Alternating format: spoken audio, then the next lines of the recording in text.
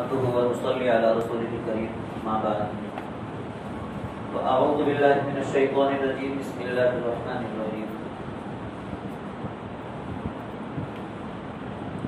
يا أيها الذين آمنوا إنما الخمر والميسر والأنصاب والأزلام رجس من عمل الشيطان فاجتنبوه لعلكم تفلحون صدق الله العظيم وقال النبي صلى الله عليه وسلم الصيام جنة ما لم يخرقها أو كما قال عليه الصلاة والسلام. محترم حاضرین، بزرگوں، دوستوں، کچھ مسائل عرض کرتا ہوں اور کچھ روزے کی حقیقت اور کچھ تراویح کے اندر جو بات آپ نے سنا ہے اس میں سے کچھ مفہوم اور مطلب اللہ کے کلام کا عرض کروں گا مختصر طور پر. ایک مسئلہ روزے کے متعلق کہ روزے کی حالت میں اگر دھواں ناک یا منہ کے ذریعے سے اندر چلا گیا یا کوئی گرد و غبار، دھول یا دھواں ناک کے ذریعے منہ کے ذریعے اندر چلا گیا، اس کا کیا مسئلہ ہے؟ تو مسئلہ یہ ہے کہ اگر بغیر ارادے کے، بغیر ہمارے قصد کے خود بخود دھواں، اگر بتی کا دھواں ہو یا کسی گاڑی کا ہو، جیسے ٹریفک راستے میں ہم جاتے رہتے ہیں اور گاڑیوں کے دھوئے آتے رہتے ہیں، اگر ہمارے بلا ارادے کے خود بخود کوئی دھواں، دھول، مٹی کی دھول اندر چلی گئی علق سے یا ناک کے ذریعے سے، تو اس سے ہمارے روزے پر کوئی فرق نہیں پڑتا، ہمارا روزہ اپنے حال پر باقی رہتا ہے. لیکن اگر کوئی جان بوجھ کر دھواں اندر لے رہا ہے، جیسا کہ کچھ لوگوں کو شوق ہوتا ہے عود کا دھواں، عود ڈال کر دھواں ناک اور منہ سے اندر لیتے ہیں، اگر اس طرح کا کوئی دھواں جان بوجھ کر اندر لے رہا ہے ناک سے یا منہ سے روزے کی حالت میں، تو روزہ ٹوٹ جائے. ایسے ہی آج کل بہت ساری دوائی ایسی آ رہی ہیں، خاص طور پر سردی کی دوا، کہ اس کا طریقہ استعمال صرف پاس لینا، ناک کے ذریعے سے سونگنا ہے.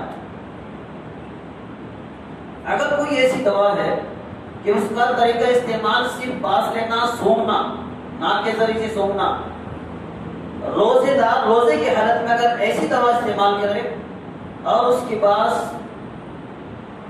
ناک کے ذریعے سے سونگ رہا ہے، اندر چڑھا رہا ہے، تو روزہ ٹوٹ جائے گا. جیسے میں نے بتایا تھا کہ کان کا اور ناک کا تعلق ڈائریکٹ پیٹ کے ساتھ ہے، اس کے ذریعے سے جو بھی دوا ڈالی جائے گی یا ناک کے ذریعے جو سونگی جا رہی ہے اور اس کا اثر ڈائریکٹ پیٹ پر پڑ رہا ہے، تو اس سے روزہ ٹوٹ جائے گا. کان میں ڈالنے سے دوا اور ناک میں دوائی ڈالنے سے یا ناک کے ذریعے سے دوائی سونگنے سے اس سے روزہ ٹوٹ جائے گا. روزے کا ایک مسئلہ نوجوانوں سے متعلق ہے کہ اگر روزے کی حالت میں دن میں سمجھے سو گئے، اور عام طور پر سونا پڑتا ہے رات میں کیونکہ سحری کے اٹھتے ہیں، تو وہ فجر کی نماز سے فارغ ہو کر بعد میں بہت سارے احباب سو جاتے ہیں، تو روزے کی حالت میں سو گئے، سونے کی حالت میں اگر احتلام ہو گیا تو اس سے ہمارے روزے پر کوئی فرق نہیں پڑتا، بس جتنا جلدی ہو اتنا جلدی غسل سے فارغ ہو جائے. اور احتلام میں بھی یہ مسئلہ ہے کہ اگر خواب دیکھا اور کچھ ہوتے ہوئے بھی دیکھا، لیکن کپڑے پر یا بستر پر یا بدن پر کوئی اس کی نشانی نہیں ہے، رتی برابر کوئی نشانی نہیں ہے، صرف خواب دیکھتا ہے، اس خواب سے وہ احتلام نہیں ہوا اور آدمی ناپاک نہیں ہوا، غسل کرنے کی ضرورت نہیں. اگر خواب یاد نہیں ہے اور ناپاکی بدن پر، کپڑے پر، بستر پر دیکھ لی اور یقین ہو گیا کہ ہاں احتلام ہوا ہے، تو اب آدمی ناپاک ہو گیا، اس کے لیے غسل کرنا ضروری ہے. لیکن روزے کے تعلق سے اتنا یاد رکھو کہ احتلام سے روزے پر کوئی فرق نہیں پڑتا، کیونکہ انسانی کو اپنے اختیار میں نہیں. ایک مسئلہ نماز کے متعلق ہے. نماز جب مسجد میں جماعت کھڑی ہو جاتی ہے تو مصلی حضرات جلدی جلدی آتے رہتے ہیں اور بھاگ کر جلدی سے نماز میں شامل ہوتے ہیں. تو پہلی بات تو یہ ہے کہ مسجد میں بھاگ کر آنے کی اجازت نہیں ہے. یہ اللہ کا گھر ہے، سکون اطمینان سے ہی آنا چاہیے. دوڑ کر بھاگ کر رکعت پکڑنے کے لیے، رکوع میں شامل ہونے کے لیے بھاگنے کی دوڑنے کی اجازت مسجد میں نہیں ہے. تھوڑا تیز تو چل سکتے ہیں معمولی چال سے، لیکن دوڑنے بھاگنے جیسی شکل اختیار کرنا منع ہے، مسجد کے ادب کے شان کے خلاف ہے. سکون وقار کے ساتھ آؤ. مسئلہ یہ ہے کہ اگر رکوع مل گیا تو آپ کو رکعت مل گئی، اور رکوع نہیں ملا وہ 2 رکعت نہیں ملی. اور رکوع ملنے کا بھی مطلب یہ ہے کہ آپ آئے اطمینان سے کھڑے ہوئے اور حالت قیام میں تکبیر تحریمہ کہی، پہلے نیت کی اور نیت کرنے کے بعد تکبیر تحریمہ کہی، اور تکبیر تحریمہ کہنے کے بعد آپ رکوع میں گئے، اور رکوع میں جا کر آپ کی کمر بالکل لیول ہو گئی، جو رکوع کا طریقہ ہے. کمر لیول ہونے کے بعد امام صاحب نے شروع کیا سمی اللہ لمن حمدہ. چاہے آپ اپنی زبان سے رکوع کی تسبیح پڑھ سکے یا نہ پڑھ سکے، لیکن آپ نے حالت قیام میں تکبیر تحریمہ کہی اور رکوع میں گئے، اور کمر بالکل رکوع کی حالت کو لیول ہو گئی. اس کے بعد ہمارے کان میں آواز آئی سمی اللہ لمن حمدہ، تو ہمیں رکوع مل گیا. چاہے رکوع کی تسبیح پڑھنے کا موقع ملے یا نہ ملے، وہ رکوع مل گیا، رکعت مل گئی. لیکن اگر ہم حالت قیام میں تھے، تکبیر تحریمہ کہہ رہے تھے، اور امام صاحب نے کہہ دیا سمی اللہ لمن حمدہ، امام صاحب اٹھ گئے، تو اب یہ رکوع نہیں ملا، رکعت نہیں ملی. اس رکعت کو سلام پھیرنے کے بعد پورا کرنا ضروری ہے. اور اگر حالت قیام سے رکوع میں بھی چلے گئے، کمر ابھی سیدھی نہیں ہوئی اور امام صاحب اٹھ گئے رکوع سے، اب بھی رکوع نہیں ملا اور یہ رکعت نہیں ملی، اس کو سلام پھیرنے کے بعد پورا کرنا ضروری ہے. یہ مسئلہ تو ہمیں پورے سال یاد رکھنے اور اس کے مطابق عمل کرنے کی ضرورت ہے.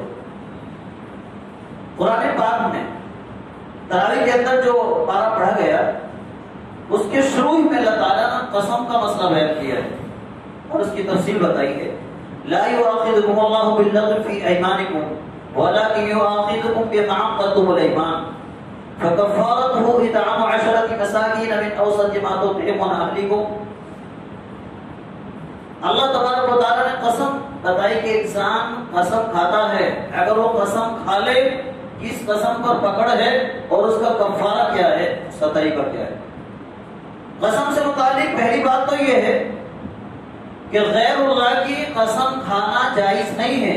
اگر مسلمان کو ضرورت پڑے اور بہت مجبوری کی حالت آ پہنچے تو صرف اور صرف اللہ کی قسم کھا سکتا ہے، اللہ کے علاوہ غیر اللہ کی قسم نہیں کھا سکتا. غیر اللہ کی قسم کھانا جائز نہیں ہے. اگر کسی نے غیر اللہ کی قسم کھائی ہے تو بہت بڑا گناہ کا ارتکاب کیا، اس پر کفارے کا یا قرآن و حدیث کا کوئی مسئلہ مرتب نہیں، بس اتنا ہے کہ وہ بہت بڑا گناہ ہے،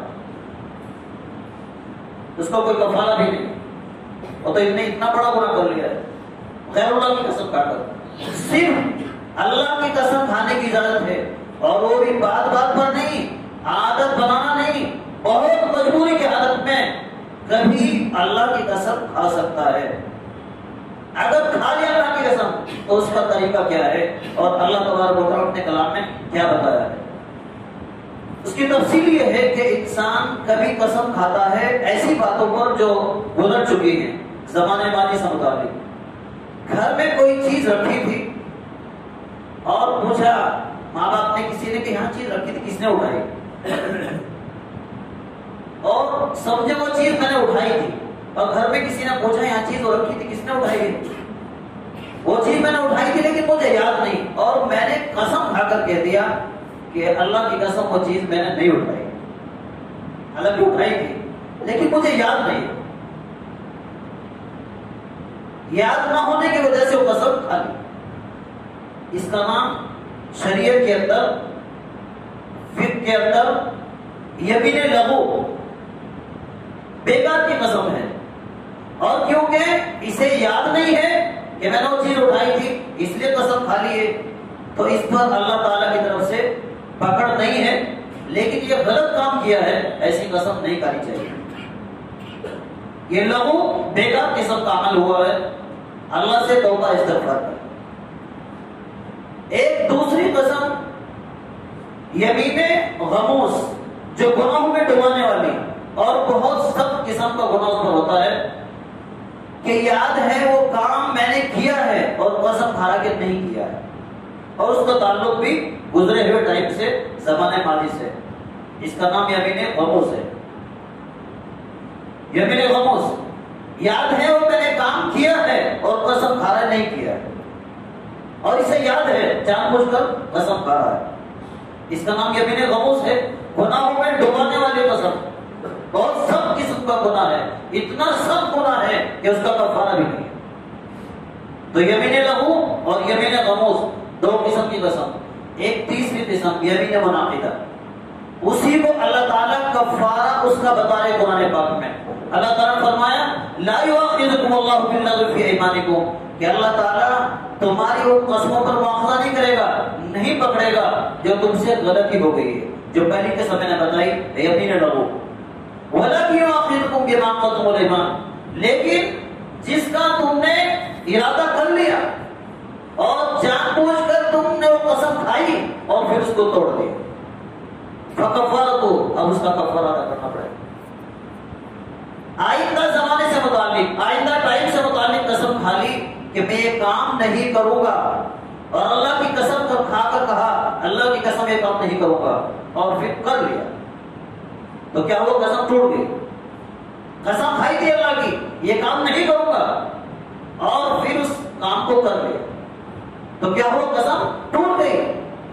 یا اپنا کرنے سے متعلق قسم کھائی تھی کر لیا، یا کرنے سے متعلق قسم کھائی تھی اور نہیں کیا، تو قسم ٹوٹ گئی۔ اب اللہ تبارک و تعالیٰ فرماتے ہیں فَكَفَّارَتُهُ إِطْعَامُ عَشَرَةِ مَسَاكِينَ مِنْ أَوْسَطِ مَا تُطْعِمُونَ أَهْلِيكُمْ أَوْ كِسْوَتُهُمْ، کہ اب اس کا کفارہ یہ ہے کہ 10 مسکینوں کو کھانا کھلاؤ یا کپڑا پہناؤ، درمیانی قسم کا کھانا اور درمیانی قسم کا کپڑا، 10 مسکینوں کو اس کا کفارہ اللہ تعالیٰ بتا رہے ہیں۔ اور تحریر رقبہ، یہ ایک غلام آزاد کرو جو اب ہمارے زمانے میں نہیں ہے۔ فمن لم یجد فصیام 3 ایام، اور جو جس کے پاس یہ سہولت نہ ہو کہ 10 مسکینوں کو کھانا کھلا سکے یا 10 مسکینوں کو کپڑا پہنا سکے یا غلام آزاد کر سکے، اگر یہ نہ ہو سکے تو 3 روزے رکھنا ہے۔ یہ قسم کا کفارہ اللہ تعالیٰ بتا رہے۔ اس بارے کے اندر جو آپ نے رات تراویح کے اندر اللہ کا کلام سنا، اللہ تعالیٰ سے بتا رہے۔ پھر اللہ تعالیٰ فرماتے ہیں ذالک کفارۃ ایمانکم اذا حلفتم، جب تم نے قسم کھائی اور توڑ دی تمہاری قسم کا کفارہ ہے۔ اور پھر اللہ تعالیٰ تاکہ فرماتے ہیں واحفظوا ایمانکم، اپنی قسم کی حفاظت کرو، اگر تم نے اللہ کا نام لے کر قسم کھا لی اس کو پورا کرنے کی کوشش کرو، توڑو مت قسم کو۔ ہاں اگر ایسے کام کی قسم کھا لی جس کو توڑنا ہی ضروری ہے تو پھر شریعت کا حکم ہے کہ اس قسم کو توڑو اور اس کا کفارہ کرو۔ مثال کے طور پر نادانی سے اپنی غلطی سے قسم کھا لی میں آپا سے بات نہیں کروں گا یا فلاں رشتے دار سے بات نہیں کروں گا، قسم تو ہو گئی، اگر بات کرے گا قسم ٹوٹے گی، لیکن یہ ایسی قسم ہے اس کو توڑنا ہی ضروری ہے، اور والدین سے اس رشتے دار سے بات کرنا ہی ضروری ہے، اس قسم کو توڑنا ضروری ہے، لیکن جیسے ٹوٹے گی تو اس کا کفارہ بھی ادا کرنا ہے۔ یہ قسم کے متعلق اللہ تبارک و تعالیٰ نے 7ویں پارے کے اندر اپنے مقدس کلام کی تفصیل بتائی ہے۔ روزے کے تعلق سے مختصر آپ کو بتاتا ہوں۔ نبی کریم صلی اللہ علیہ وسلم نے ارشاد فرمایا الصیام جنۃ، روزہ انسان کے لیے ڈھال ہے، روزے دار کے لیے ڈھال ہے۔ جنگ کے اندر دشمن کی تلوار سے بچنے کے لیے انسان ایک ڈھال استعمال کرتا ہے اپنی حفاظت کے لیے، تو اللہ نے روزہ ایک ایسی عبادت ہمیں دی ہے، اس کے ذریعے سے دشمن سے، شیطان سے انسان کی حفاظت ہوتی ہے۔ روزے دار سے شیطان اور نفس اتنا ڈرتا ہے، اور یہ کہتا ہے شیطان کہ جس انسان نے، جس اللہ کے بندے نے جائز اور حلال چیزوں کو بھی چھوڑ دیا، یہ حرام کے قریب کیسے جا سکتا ہے؟ شیطان اس سے ڈرتا ہے، نفس اس کے خلاف کچھ کرانے سے ڈرتا ہے۔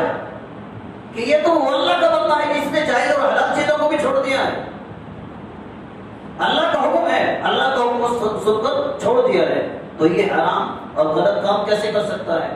اس لیے روزہ بہت سارے گناہوں سے بچاؤ ہے. اور روزے کا فلسفہ علماء نے، اکابر امت نے اور شریعت کی جو تہ تک پہنچنے والے اللہ والے، انہوں نے روزے کی روح حقیقت کو بیان کیا ہے اور یہ بتایا کہ روزہ سمجھو روزے کا ایک ظاہر ہے اور ایک باطن ہے. روزے کا ایک جسم ہے اور ایک روح ہے. جیسے ہماری ایک باڈی ہے، جسم ہے، اور اس کے اندر ایک روح ہے، کہ ایسے ہی روزے کا ایک ظاہر ہے اور ایک باطن ہے. روزے کا ایک جسم ہے اور ایک روح ہے.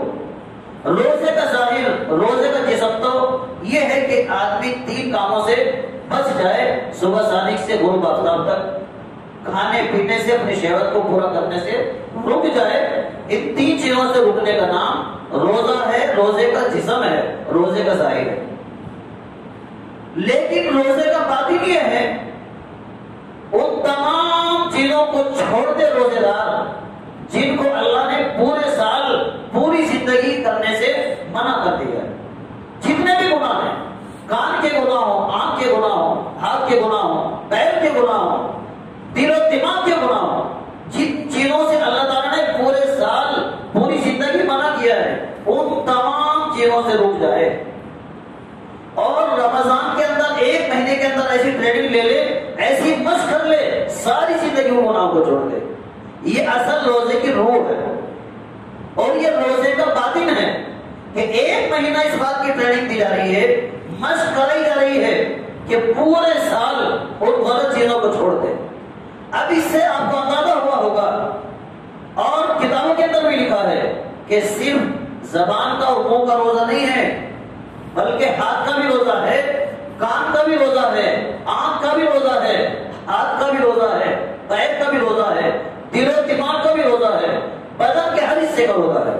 اور وہی اصل روزے کی روح ہے، وہی اصل روزے کی جان ہے کہ وہ ٹریننگ و تربیت ہماری ہو جائے کہ پوری زندگی، پورے سال ان غلط کاموں سے، غلط چیزوں سے ہم رک جائیں، اور ہمارے روزے کی کم سے کم اتنی زندگی ہو، 1 مہینے کے اندر ایسی تربیت حاصل کر لے، آئندہ 11 مہینے ان غلط کاموں سے، غلط بولنے سے، غلط سوچنے سے، غلط سننے سے ہم 11 مہینے رک جائیں.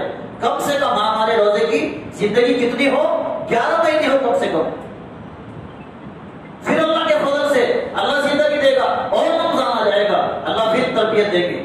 کم سے کم ہمارے روزے کی روح، ہمارے روزے کی زندگی کتنی ہو؟ 11 مہینے کم سے کم اس روزے کا اثر باقی رہے. تب سمجھ لو کہ ہاں ہمارے روزے کا ہم کو ظاہر بھی حاصل ہوا، باطن بھی حاصل ہوا، ہمارے روزے کا جسم بھی ہے، ہمارے روزے کی روح بھی ہے. اگر روزے کی حالت میں جو چیزیں ہم پہلے سے سنتے آ رہے ہیں اور روزے کی حالت میں انہیں کو سن رہا ہے تو سمجھ لو اس نے کار کا روزہ نہیں رکھا اور اسے روزے کی روح اور روزے کی حقیقت حاصل نہیں ہوئی.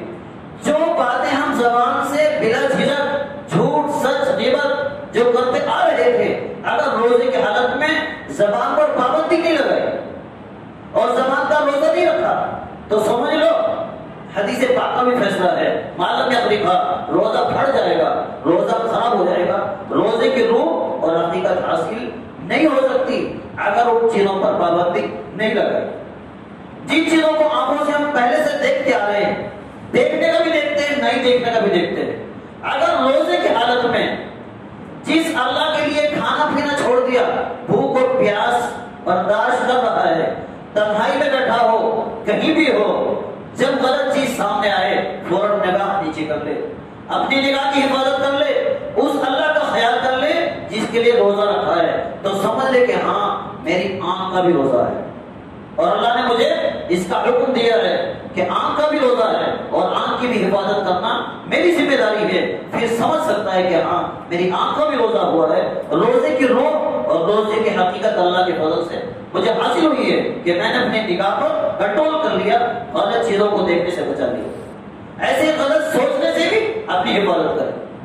اگر کوئی نوجوان غلط سوچ رہا ہے، جو مہینوں سے دیکھا ہے، پہلے سے جو دیکھ رہا تھا، سوچ رہا تھا، اگر کوئی نوجوان غلط سوچنے کی وجہ سے منی نکل گئی، شہوت کی وجہ سے، اگرچہ اس کا احترام نہیں ہے، جاگنے کی حالت میں وہ روزہ ٹوٹ جائے گا.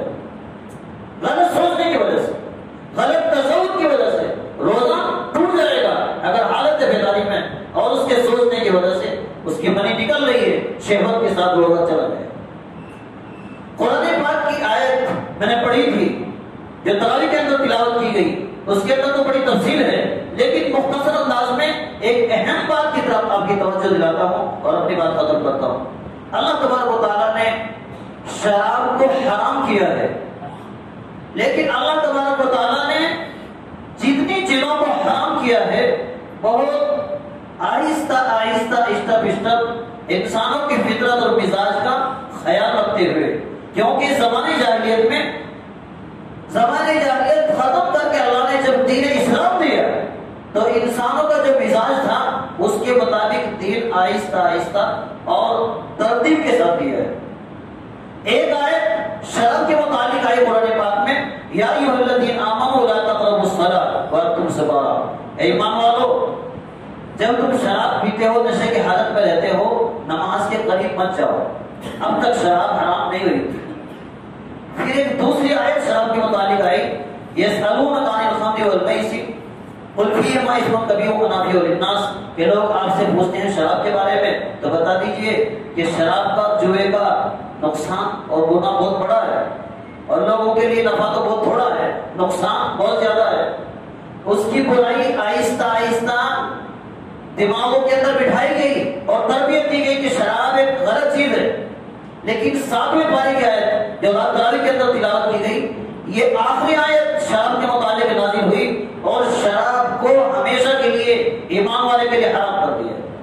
یا ایھا الذین آمنوا انما الخمر والمیسر والانصاب والازلام رجس من عمل الشیطان فاجتنبوہ، اے ایمان والو سن لو، ایمان والو اس بات کا خیال رکھو، سنو کہ شراب، جوا اور بت پرستی، بت جو غیر اللہ کی پوجا کے لیے بنائے جاتے ہیں وہ بت، اور اسی طرح قرآن نازی کے تیر، یہ سب شیطان کا عمل ہے، نجس ہے، ناپاک ہے۔ ان تمام چیزوں سے تم بچو، فاجتنبوہ لعلکم تفلحون، تاکہ تم کامیاب ہو جاؤ۔ یہ آیت نازل ہونے کے بعد اب صحابہ کرام اور مکہ مکرمہ اور مدینہ منورہ کے اندر جہاں کہیں بھی جس مسلمان کے گھر میں کہیں شراب تھی یا کسی کے گھر میں شراب کا برتن تھا، ان تمام چیزوں کو توڑ کر پھینک دیا اور اللہ کے کلام کو سینے سے لگا لیا۔ جب اللہ نے بالکل حرام کر دیا اور اس کو شیطانی عمل بتایا، اور تمام گناہوں کی جڑ، ام الخبائث، تمام خرابیوں کی جڑ اور بنیاد شراب کو بتایا گیا۔ جتنے بڑے بڑے کبیرہ گناہ ہیں ان تمام گناہوں میں سب سے بڑا گناہ اور تمام گناہوں کی جڑ اور بنیاد شراب کو بتایا گیا۔ شراب اتنا سخت گناہ ہے کہ جب وہ ایک قطرہ بھی پی لیتا ہے، کوئی انسان 40 دن تک اس کی کوئی نماز، کوئی عبادت قبول نہیں ہوتی، جب تک اس کا اثرات بدن کے اندر رہیں گے اس کی کوئی عبادت قبول نہیں ہوتی۔ اور اگر اسی حالت میں مر گیا تو اس کی مغفرت اور اس کا ایمان بھی اللہ کے حوالے ہے۔